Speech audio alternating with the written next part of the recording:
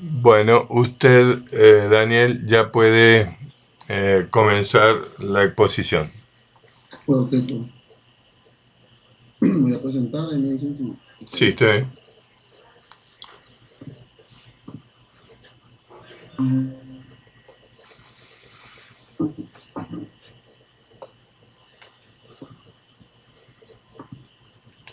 Ahí ya la ven, ¿verdad? Sí, Sí, Muy ya bien. la veo. Ok, bueno, pues mi nombre es Daniel Guevara. Voy a exponer el capítulo 7. El tema se llama Finanzas, Ahorro e Inversión. Y pues vamos a empezar con los conceptos. El primer concepto que nos menciona el libro es finanzas y dinero. En la economía, pues usamos este término para describir la actividad para obtener los fondos que financian los gastos de capital. Y pues el dinero es el medio que usamos para pagar bienes y servicios, factores de producción y para realizar transacciones financieras. El estudio del dinero analiza que lo usan familias, empresas, pues desde cuánto poseen hasta cómo lo crean, cómo lo administran, los bancos, cómo fluye el dinero en los bancos, perdón, y qué cantidad tiene de la economía. Eh, en algunas principales instituciones financieras, proporcionan estos servicios, tanto como financieros como monetarios. Después de esto seguimos con el capital físico y capital financiero. El capital físico consiste en las herramientas, instrumentos que utilizamos como edificios y otros bienes producidos en el pasado y que estos mismos bienes los utilizan las empresas para producir bienes y servicios. Y del otro lado tenemos los fondos que las empresas usan para comprar capital físico, que estos pues regularmente se conocen como capital financiero. Eh, Después viene la capital e inversión, que la capital e inversión es la cantidad de capital que cambia debido a la inversión y a la depreciación. En sí, pues la inversión aumenta la cantidad de capital y la depreciación pues se disminuye. La depreciación en las resumidas cuentas pues es el ajuste hacia abajo que se hace al stock de capital o por el desgaste que sufre debido a su uso por la pérdida de valor o por obsolencia. obsolescencia. Este, Obsolescencia. ¿Sí sabe lo que es Este, obsolescencia, Daniel? pues siento que viene algo del obsoleto, algo Pero que algo que dejó de existir. no, no, no, mire, eh, la depreciación se puede dar por el desgaste, es decir, porque el equipo, la maquinaria, por ejemplo, un vehículo, una máquina, un horno, se está desgastando. Eso es depreciación. Ahora, la obsolescencia es cuando la maquinaria, el equipo o el vehículo a lo mejor no se han desgastado por completo, pero tecnológicamente han quedado atrasados y Ah, ok. entonces hay que reemplazarlos. Eso pasa mucho con todo el área de sistemas de información, pero también puede pasar con un vehículo o con una máquina, porque ustedes saben que hay productos en el mercado que mejoran sustantivamente el rendimiento y por tanto hay que cambiarlos. Entonces se le llama obsolescencia técnica Ok, en mayor o menor medida, ¿no? ok. Muy bien. Muy bien, profe. Y bueno, y a esto se le suma también los conceptos que es la inversión bruta, que esta sería el monto total que se gasta en el capital nuevo, y a esto se le denomina inversión bruta. Y del otro lado está la inversión neta, que es el cambio en el valor del capital. Aquí nos menciona también que la inversión neta es igual a la inversión bruta menos la depreciación. Igual pues no menciona una fórmula, nada más lo explica así a grandes rasgos. Sí, está bien porque ya lo ha definido antes. Ajá. Sí, entonces después de esto viene la riqueza y el ahorro. La riqueza pues vendría siendo el valor de todas las cosas que poseen las personas, tanto con lo que se relaciona como con lo que ganan, o desde que la gente genera un ingreso, o con los recursos o cosas que poseen. Y aunado a esto, pues también se suma el ahorro, que el ahorro es el monto del ingreso que no se gasta en impuestos o en consumo de bienes y servicios. Y pues el ahorro bien, pues esto aumenta la riqueza. Eh, Cuando sube el valor del mercado de los activos, se le conoce como ganancias de capital, y cuando disminuyen, se le denomina pérdidas de capital. Pues esto lo podemos ver no tanto, o sea, no tanto relacionado con la economía, sino también con cosas que pasan en nuestra vida cotidiana. Eh, Después seguimos con los mercados de capital financiero. Este nos dice que el ahorro es la fuente de los fondos que se usan para financiar la inversión, eh, y la oferta y la demanda de estos fondos. Por otro lado, por diferentes tipos de mercados financieros, existe el mercado de préstamo, que el mercado de préstamo es lo que las empresas desean potenciar con financiamiento a corto plazo para comprar inventarios o otorgar créditos a sus clientes, y pues en ocasiones se obtienen en la forma de un préstamo bancario. Esto pues lo manejan las empresas regularmente, casi siempre que están bajos en ventas. Y también existe el mercado de bonos, que aquí pues el libro menciona el ejemplo de la empresa de Walmart, que es cuando pues quiere abrir o expande su negocio con nuevas tiendas, obtiene un financiamiento que necesita mediante la venta de bonos, que los gobiernos tanto federal, estatal como municipal también obtienen este tipo de bonos. Y pues, si bien un bono es como la promesa de realizar un pago específico en determinadas fechas, por ejemplo, aquí menciona de que Walmart promete pagar 3.000 punto 43.75, no, 3.4375 dólares cada mes de mayo. Y de octubre menciona que fue el año 9. Entonces, al final del pago, pues viene una indemnización de $100. O sea, como que lo monetiza en un periodo para último colgar con lo que se ve al final. Y ya por último viene el mercado de acciones, que es cuando bueno, regularmente una acción es un certificado de propiedad o algo que reclama una utilidad de una empresa. Eh, entonces, un mercado de acciones es un mercado financiero en el que negocian acciones individuales en conjunto o en corporaciones.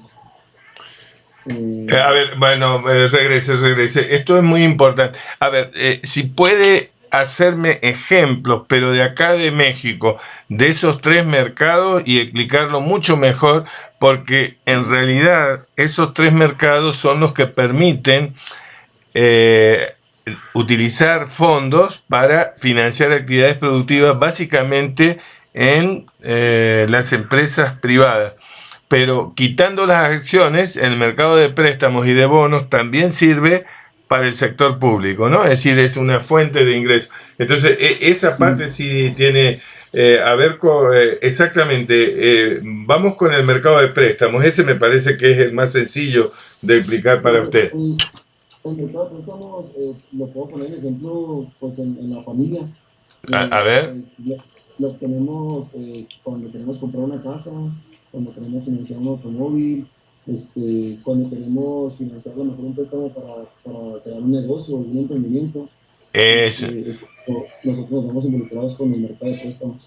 Está bien, o sea, y con eso financiamos el gasto que queramos realizar. Por ejemplo, comprar un terreno, hacer un edificio, etcétera. Muy bien. Vamos ahora con el mercado de bonos. ¿Qué es un bono?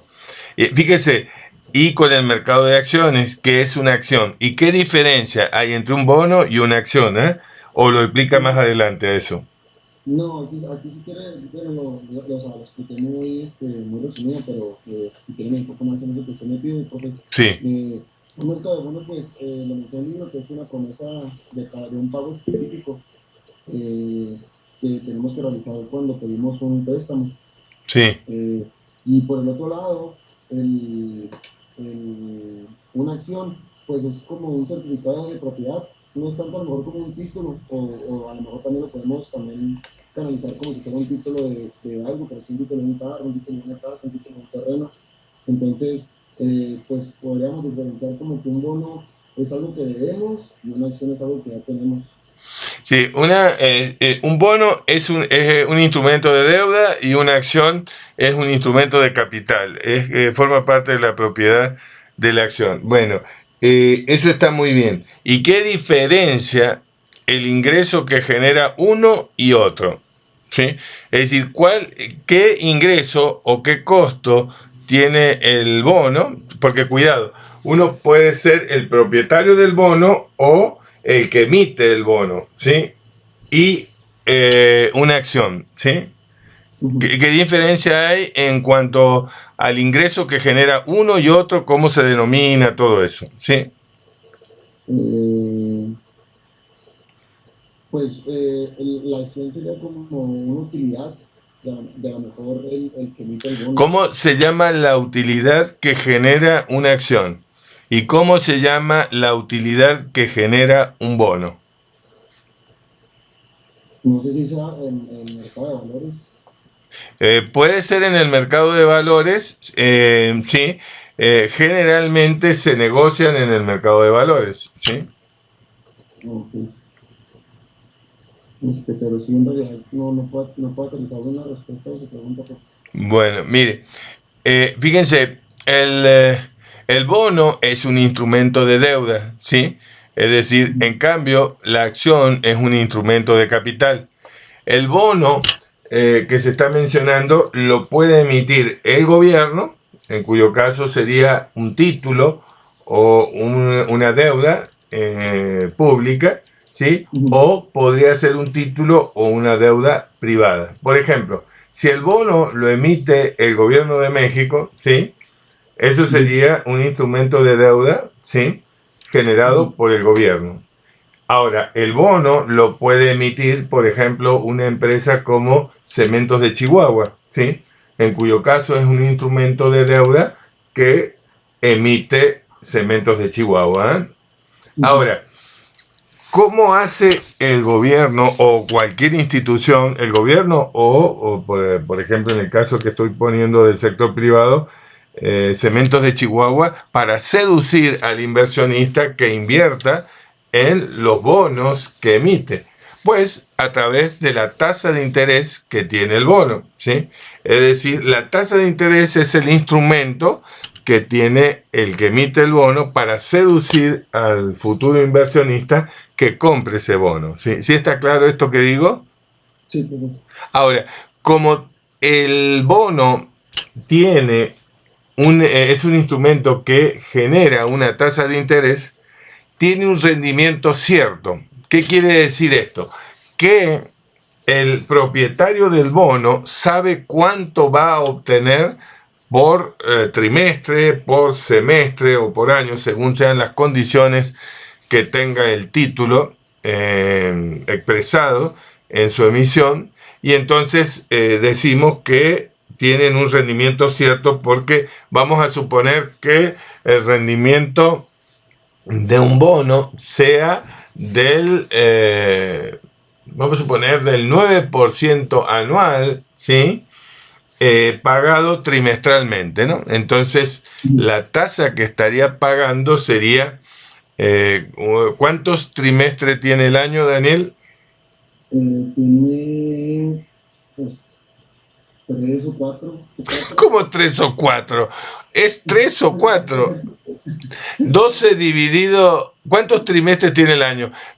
Divida 12 dividido 3, ¿cuánto es? No, es que cuando me preguntó, me puse a pensar en los trimestres de la escuela y pues no, son desfasados por las vacaciones, pero sí tiene 4. Tiene 4, muy bien. Entonces, fíjense, si la tasa, dije, es del 9%, quiere decir que trimestralmente estaría pagando 9 dividido 4. Es decir, ese porcentaje es lo que pagaría de interés, ¿sí?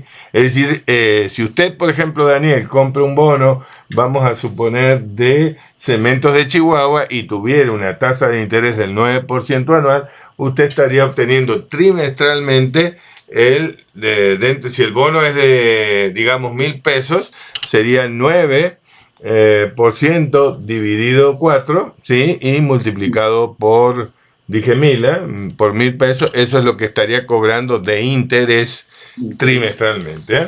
Por supuesto que usted no compra un bono, sino compra bastantes bonos. Entonces, pues, como inversionista, puede obtener un buen ingreso, ¿no? ¿Sí quedó claro esto que dije? Sí, profe, la persona sí. ¿A los demás?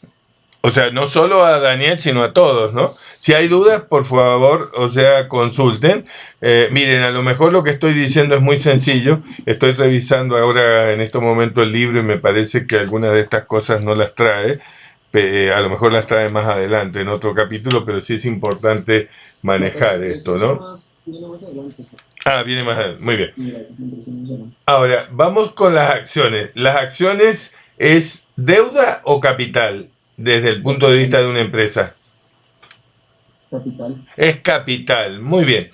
Ahora, las acciones para poder seducir a un inversionista, vamos a suponer con Cementos de Chihuahua, que es una empresa que cotiza en bolsa y que usted puede comprar acciones de Cementos de Chihuahua. Dicho sea de paso, miren, esta es una opinión personal, pero que es real. Cementos de Chihuahua es una empresa bastante eficiente y que trabaja bastante bien en términos de estructura financiera y todo lo demás, ¿sí? Quizás mejor que muchas otras cementeras acá en el país, nada más que Cementos de Chihuahua no es una empresa tan bursátil. ¿Qué quiere decir eso? Que no se compran y venden, es decir, no se comercializan tanto las acciones de Cementos de Chihuahua. Alguna vez, tomando clases, fíjense, o sea, también he tomado clases como ustedes, no vayan a creer, un maestro que había trabajado bastantes años en el mercado de valores, es decir, en la Bolsa Mexicana de Valores, comentaba algo que creo que tiene razón y que esto hace bastantes años atrás, porque miren, yo debo estar hablando de hace casi 20 años, fíjense, casi 20 años, que era cuando yo estudiaba la maestría. Dijo algo que lo que le fallaba a lo mejor a Cementos de Chihuahua es que no tenía un manejo en la empresa para hacer toda la mercadotecnia de su mercado financiero. No sé si me entienden, no de vender, miren, es que en la bolsa de valores tienes que ser hábil, no solo en la parte productiva, que ustedes saben que para la parte productiva, es decir, en el caso de Cementos de Chihuahua, la parte productiva de mercadotecnia consiste en vender el cemento. ¿Estamos de acuerdo? Sí.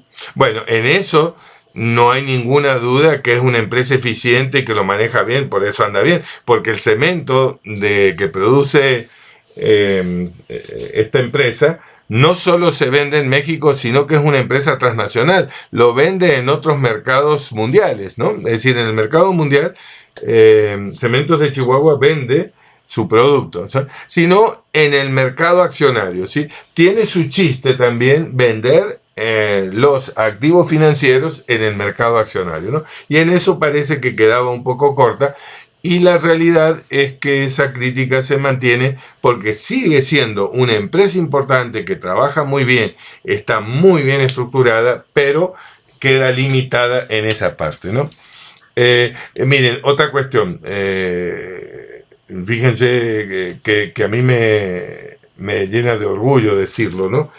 Yo los dos mejores estudiantes que he tenido, un chico y una chica, ¿sí? Los dos los contrató en su momento Cementos de Chihuahua y los metió directamente, sin pasar por otras partes, por el corporativo. El primer caso, el chico lo detectó a los 2 años más o menos de haber egresado de la Universidad Regional del Norte.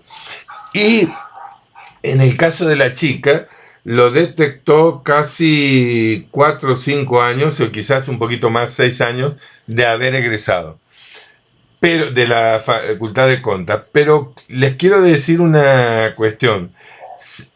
Yo internamente no conozco la empresa, ¿sí?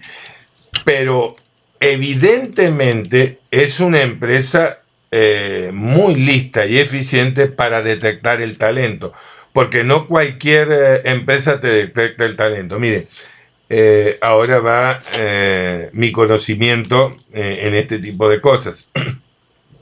Una cuestión es un gerente de recursos humanos o la persona encargada del área de los puestos de trabajo.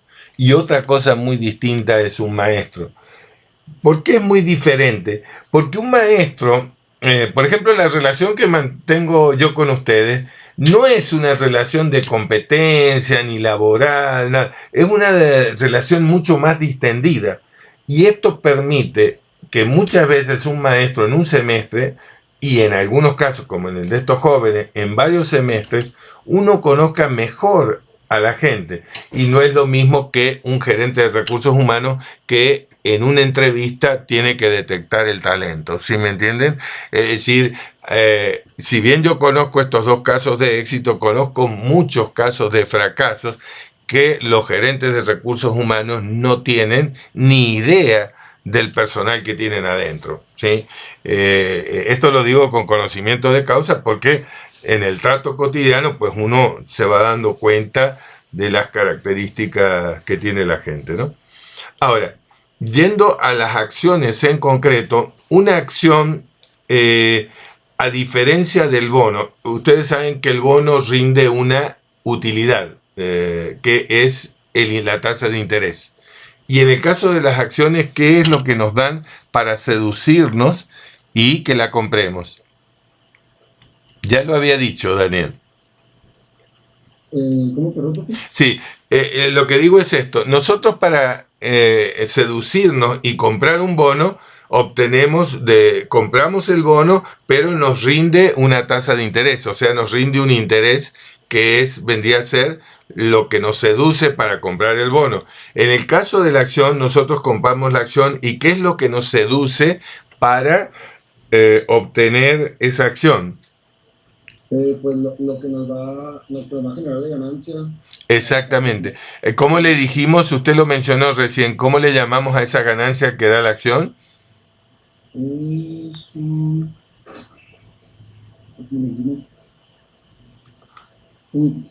bono. No, no. La acción, la utilidad que genera, que es la ganancia, se le llama dividendo. Okay. ¿Y el dividendo de qué forma parte dentro de la empresa?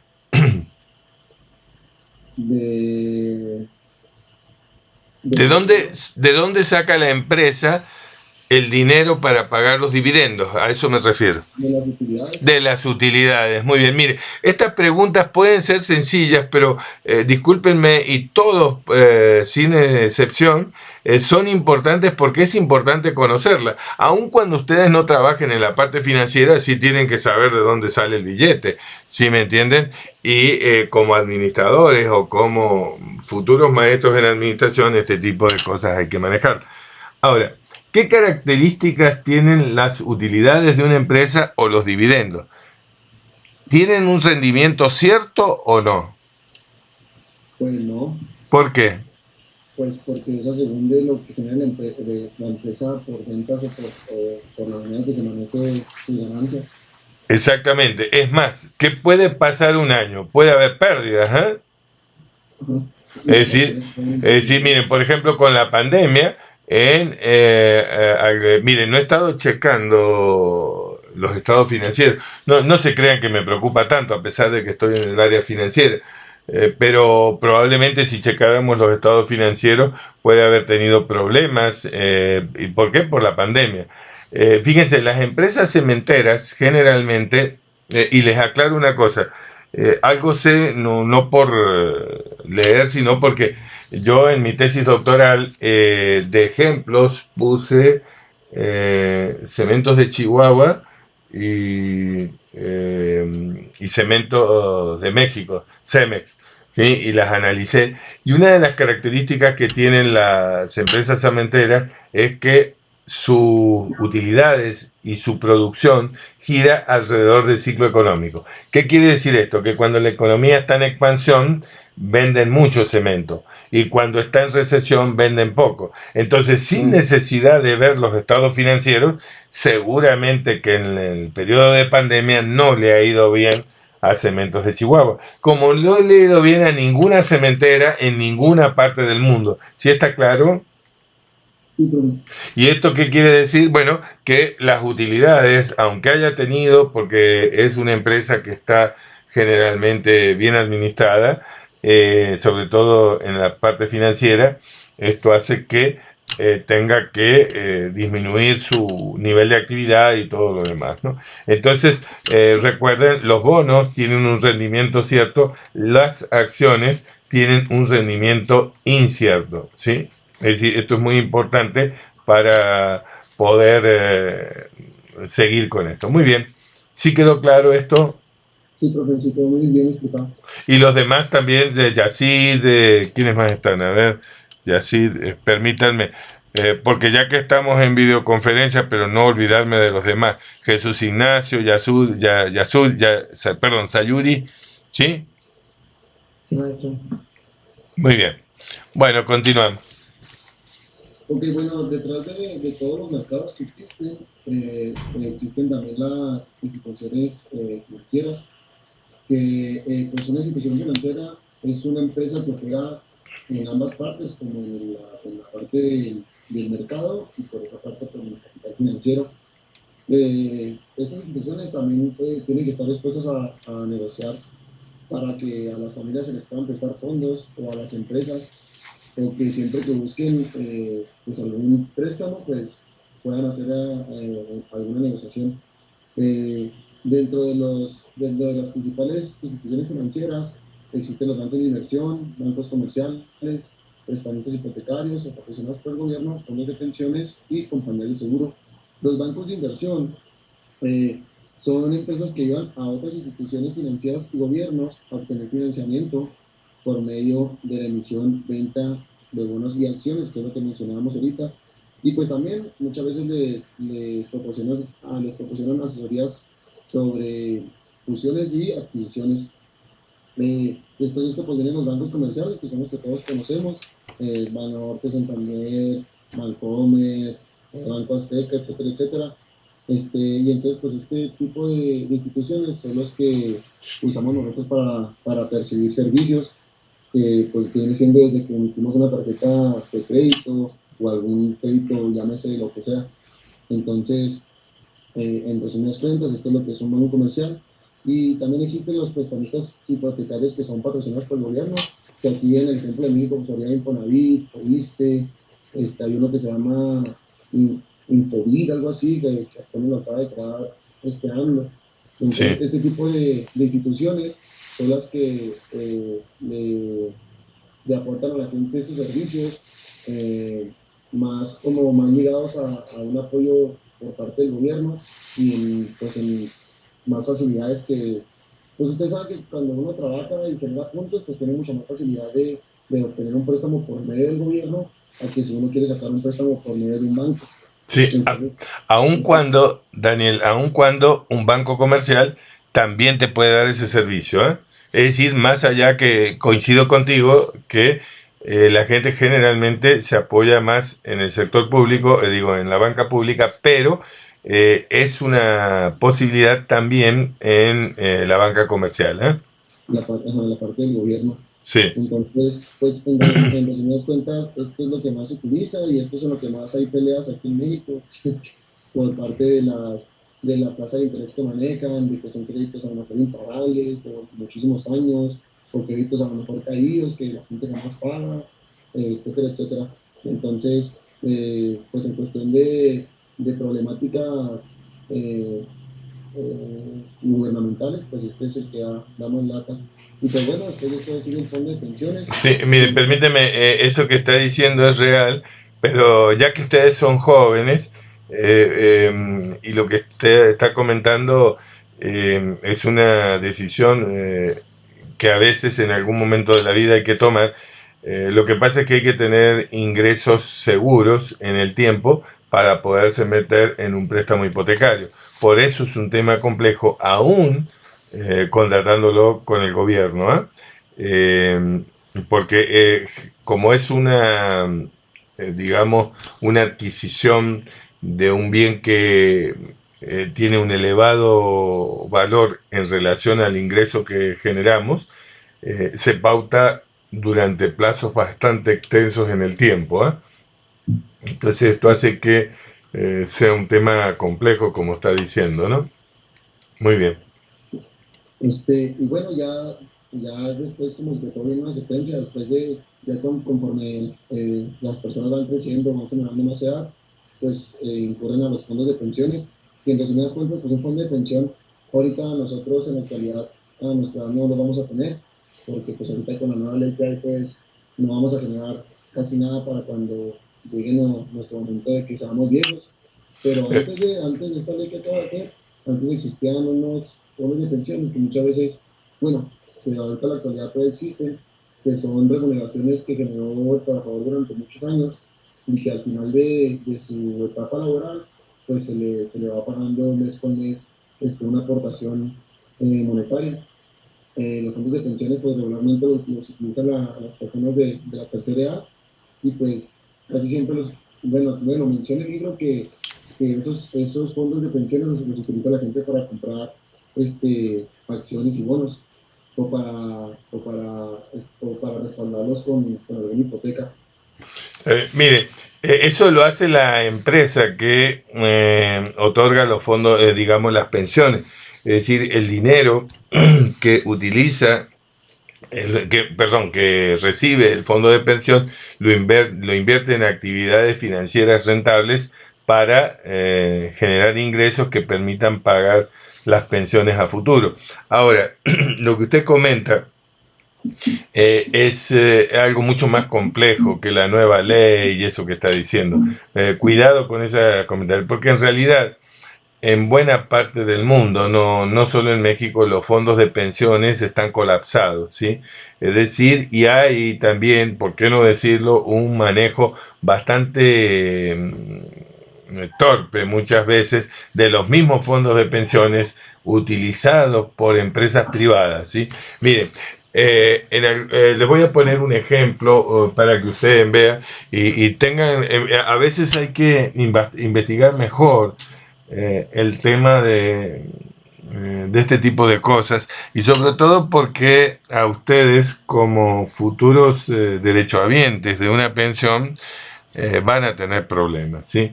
Eh, en muchas partes, miren, por ejemplo, México. México es un país que para reestructurar hace bastantes años atrás el sistema de pensiones siguió el modelo chileno, ¿sí?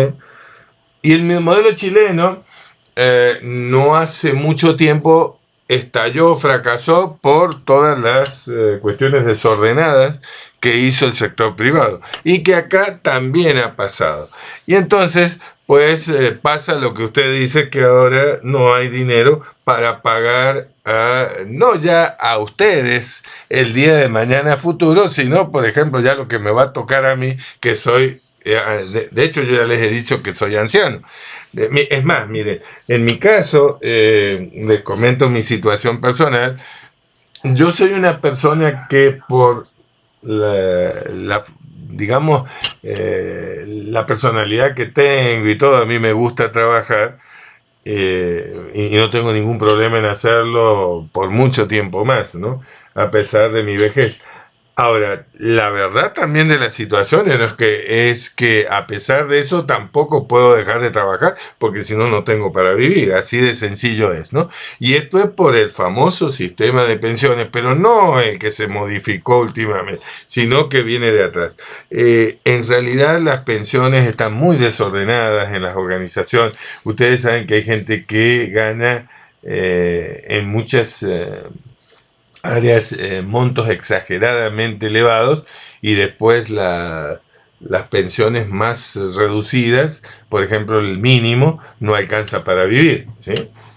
Entonces yo pienso que todo este tipo de cosas más tarde o más temprano se tienen que reestructurar para que todo el mundo, yo espero, tenga una jubilación digna y pueda vivir dignamente. Si es verdad que que otro problema que ha traído aparejado esto, no sé si ustedes saben, es que la esperanza de vida. A ver usted, Daniel, ¿me puede decir qué es lo que es la esperanza de vida? Pues la esperanza de vida es un cálculo que hace a lo mejor no sé si sea el INEGI que determina qué tanta probabilidad hay de que lleguen las personas a tal edad. Sí, sí, la esperanza de vida en realidad dice que en base a esos cálculos de probabilidad, los años que vive un ser humano va aumentando, ¿sí? Hay países que llega casi a valores como de 80 años, la esperanza de vida, pero esto es un promedio, lógicamente. Hay gente que vive más y otra que vive menos. Por ejemplo, en México, sí, a ver, la voy a buscar nada más para decirles de cuánto es ahora. Ah, mire acá, en México 2021. Mire, acá en México es 76.6 años, ¿sí? ¿Estamos de acuerdo? 76.6, pero hay países como Japón, creo que andan por el 80, 81 años, ¿sí? Es decir, ¿qué es lo que ocurre? Que las mejoras que ha tenido el sistema de salud, las medicinas y algunas otras cuestiones hacen que la gente viva más, ¿sí? Y hay un concepto que es el que yo comparto, les voy a decir, pero también hay otros que también se los voy a plantear, que hace que esto sea una cuestión controvertida. Mi opinión es que aunque la esperanza de vida ha aumentado, ¿sí?, la cantidad de años que debe laborar un trabajador no debería aumentarse, ¿sí?, sino que probablemente habría que disminuirla. Les voy a explicar por qué. Porque si nosotros aumentamos, aunque vamos a vivir más años trabajando, ¿sí?, vamos a ocupar espacios del sector laboral que la gente joven podría ocupar. ¿Se está entendiendo lo que digo? Sí. Entonces, en la medida que los años trabajados no se aumenten, las nuevas generaciones van a encontrar empleo más rápido. Pero ¿qué pasa si nosotros, los viejos, seguimos trabajando? Le estamos quitando lugar a los jóvenes. ¿Sí ven lo que estoy diciendo? Por eso es muy importante que en este relajo que hay no se aumente, porque porque está bien, si estamos mejor, se vive mejor. Miren, yo sinceramente les digo que mis padres eran muy grandes comparados con la edad que nos llevaban. A punto tal que yo podría decir que mis padres eran casi como si fueran abuelos, porque nos llevaban muchos más años que lo que es normal en una familia tipo, ¿no? Entonces, puedo hablar un poco de bastante tiempo atrás, más allá de la edad que tenga, y comparada la vida de mi padre con la mía, por supuesto que no tengo la vida comprada, pero hay muchas cuestiones que cambiaron y cambiaron por la medicina. Es decir, la medicina y algunos otros cambios que ha habido hace que uno viva mejor, pero en todo sentido. E inclusive, por eso también una de las cuestiones es que si uno se acostumbra a hacer determinadas actividades desde joven, puede tener una vejez tranquila y vivir bastante bien y sin ningún problema. Y en general, yo diría que prácticamente dándote todos los gustos que quieras, ¿sí? Es decir, los que se te ocurren, igual que los jóvenes. De hecho, se han inventado un montón de cosas para que lo puedas hacer, ¿no? Es más, miren, hay algunas cuestiones que nada más que eso son para grupos de altísimos ingresos. Esto me lo han comentado, yo no lo he visto, pero hay algunos casos, y el caso que me comentaron tiene que ver con una persona anciana, pero anciana en términos de edad, no de estado físico. Esta persona es una persona de muchísimo dinero que le hacen un cambio de sangre no sé cada cuánto tiempo, no sé si es por año o cada 2 años, y este individuo es un individuo que físicamente, porque Es una persona que a pesar de que está, miren, es una persona entre, no me acuerdo bien si era 70 o 80 años, pero con un estado físico de 50, que inclusive corre maratón, hace bueno, un montón de actividades físicas importantes porque le gusta el deporte, cuando le cambian la sangre y todo eso, inclusive con una vida sexual exageradamente, digamos, muy, eh, muy frecuente, todo eso, ¿no? Activa, sí. Muy activa. Sí, la única cuestión es que como no le interesa mostrarse joven, está arrugado como una pasita, ¿eh? Pero ese es el aspecto físico. En lo interno está muy bien. Y me han comentado que en un sindicato, no voy a decir nombres ni nada, pero uno de los dirigentes sindicales hace eso mismo y también anda por los 80 y tantos y dirige todo como si fuera un ejecutivo de 50, 55 años.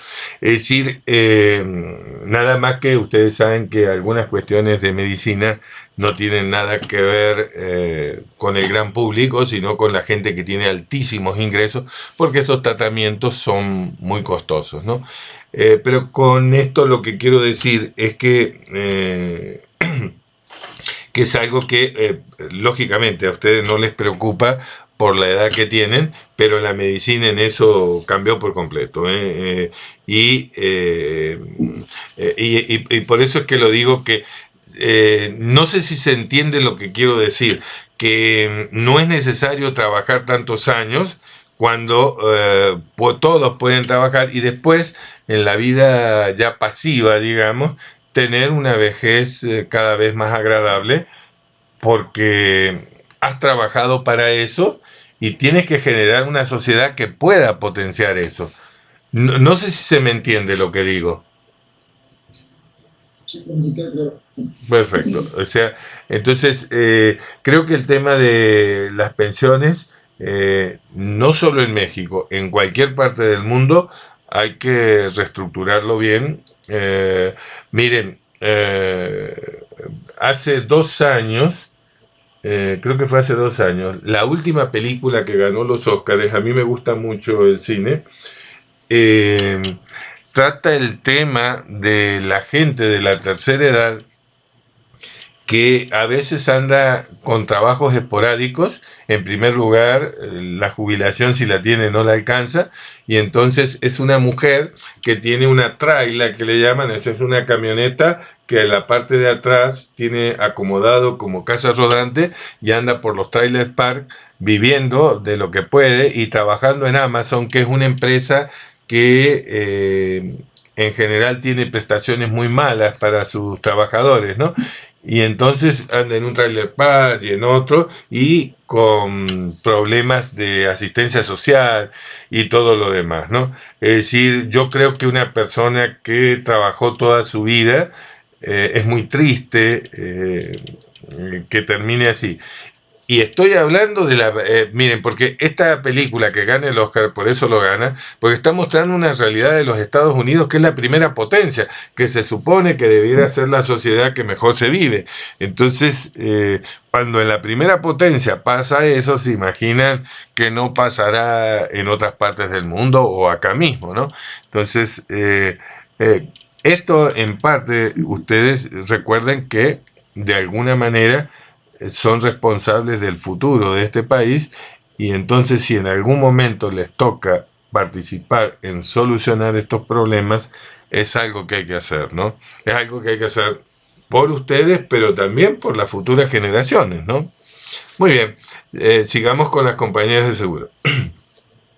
Ok, bueno, ya pues las compañías de seguro, pues ya personas de nuestra edad, bueno, hablando ya personalmente en mi caso, pues ahora que tenemos más conocimientos, ahorita en la actualidad hay muchas compañías de seguro, miles y miles, y día con día, muchas veces hasta nos lo ofrecen inconscientemente en los trabajos, o muchas veces actúan como prestaciones de algún trabajo. Eh, y pues las compañías de seguro pues ofrecen eh, servicios para si llegase a existir algún riesgo, llámese un riesgo de salud, llámese la pérdida de una casa, llámese la pérdida de un carro, para el mismo negocio en el que trabajes, en el que tú tengas, este tipo de instituciones pues son las que nos protegen o nos avalan de tener algún respaldo sobre los bienes que poseamos nosotros o sobre nuestra propia persona, sobre la salud. Y entonces, pues aquí las compañías de seguros, pues muchas veces actúan más en gente responsable o gente que en realidad tiene las capacidades monetarias para adquirirlas, ya que estas, pues, como si les digo, son muy raras las empresas que ofrecen un seguro particular. Pues ahorita el gobierno lo podemos volver a lo que son los patrocinadores por el gobierno. Pues el gobierno nos ofrece el seguro social, pero pues hoy en día sabemos que el seguro social pues no sirve más que para ir a morir de una forma más dolorosa, así lo veo yo. Entonces, aquí las compañías de seguros, pues más bien son prestaciones a lo mejor más factibles o más seguras para el caso de que nosotros pudiéramos tener alguna pérdida. También, pues, una compañía de seguros, pues es lo que nos protege de todos los otros 4 puntos.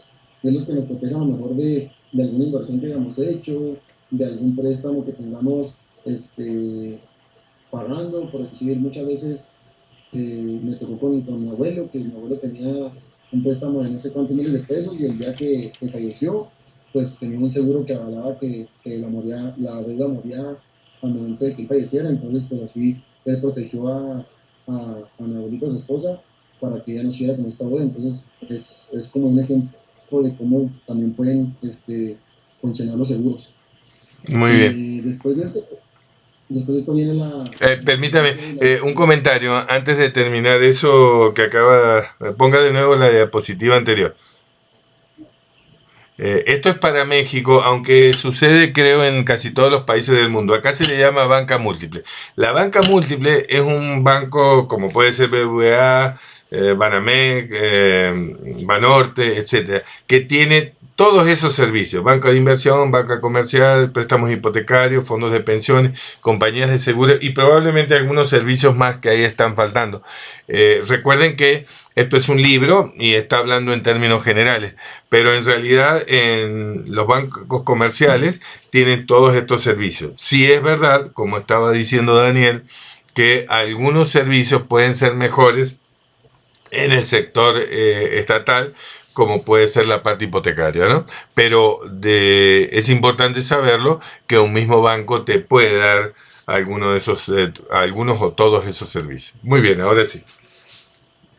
Bueno, después de esto sigue la insolvencia y la liquidez, que pues esto es el valor neto de una institución financiera o es el valor del mercado de lo que presta en total. Si el valor neto es positivo en la institución se llamaría solvente y permanece dentro del negocio, pero si el valor es negativo, la institución se vuelve insolvente y pues deja de operar. Entonces, pues aquí más bien entraríamos en términos de qué tanta solvencia tiene a otra empresa o qué tan insolvente es para seguir operando, para seguir teniendo acciones. Claro, miren, lo que pasa es que las instituciones financieras reciben dinero de los depósitos que hace el público en general y prestan dinero, ¿sí? Ese dinero que reciben por los depósitos, los préstamos, y pagan un interés por el dinero que reciben y cobran uno por el dinero que prestan.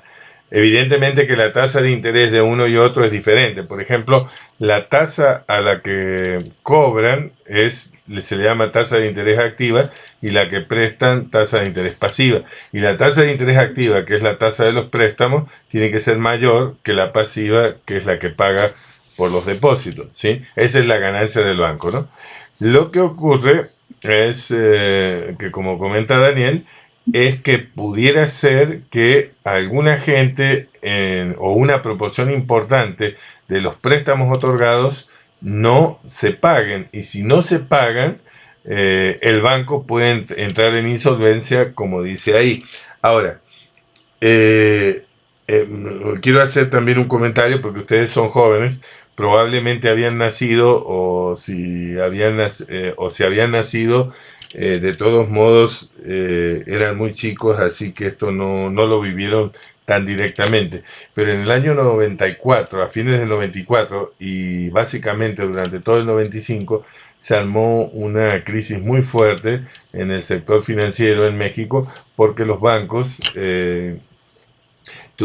arriesgaron su cartera y no encontraron la devolución de los préstamos como correspondía, y el sector público tuvo que ir al rescate.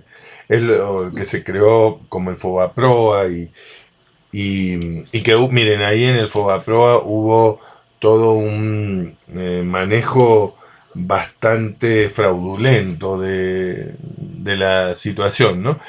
Y a raíz de eso se reestructura el sector financiero y se reestructura también el sector bancario. Y, y en esas condiciones, fíjense, yo formo parte de los cambios que tuvo México en el país, por haber estado acá en México y trabajando en el área de financiera. Miren, aunque yo doy clase de esta materia, porque soy economista y eso, yo estoy más dedicado al área financiera más que a la económica en la facultad. La facultad crea, un poco después de esta crisis, una carrera que se llama licenciatura en Administración Financiera y tiene también la maestría en Finanzas. Y entonces, ¿qué pasó? Bueno, a partir del año 95, el Banco Central de México, que es el Bancico, reestructura y hace muchos cambios para evitar que se produzca una crisis como la del 95, y entre ellos comenzar a trabajar con el riesgo bancario, ¿sí? Ahora, en el caso concreto de las instituciones financieras, ¿qué hacen? Pues mandan a capacitar a mucha gente a distintas partes, pero básicamente a los grandes centros financieros, y particularmente en México fueron a Nueva York, ¿sí? Y entonces, acá en la facultad, yo me acuerdo que un peruano que vivía en México y que era el gerente o el director de riesgo de Monex. Monex en ese entonces, ahora es banca, ahora es un banco, pero en ese entonces era una casa de cambio. Lo mandaron a capacitar a Estados Unidos, creo, y él vino y nos dio varios cursos de riesgos, ¿sí? Es decir, varios compañeros de trabajo y yo, digamos que, miren, ahí en la facultad debemos haber sido, yo no me acuerdo si 20 o 25 maestros que nos capacitaron años después. No fue miren, yo entré en la universidad en el año 2004, o sea que no fue en el año 95, esto ha sido después del 2004, digamos a lo mejor 2007, 2008, que yo tomé esos cursos, pero formo parte de ese cambio para tratar de arreglar un problema que es complejo, ¿no? Comento esto porque ahora no digo que podamos confiar al 100%, pero sí que hay instrumentos mejores para evitar que haya insolvencia en las instituciones financieras. Muy bien, quería comentar esto porque sí es importante decirlo, que está un poco mejor. También, bueno, hay otras cuestiones que esas, fíjense, las ha denunciado hasta AMLO, de los fraudes que hubo en esa época cuando denunció AMLO. Por supuesto, estamos hablando, no sé si había sido ya el alcalde de la Ciudad de México, o creo que fue antes, me parece, pero sí ha habido casos muy fraudulentos en el tema del Fobaproa, ¿no? Es decir, hay muchas empresas y particulares que no devolvieron sus préstamos y digamos que los fondos aumentaron sin haber devuelto el préstamo. Muy bien, continuemos. Okay. Mire, si quiere vamos a cortar este video y hago otro para que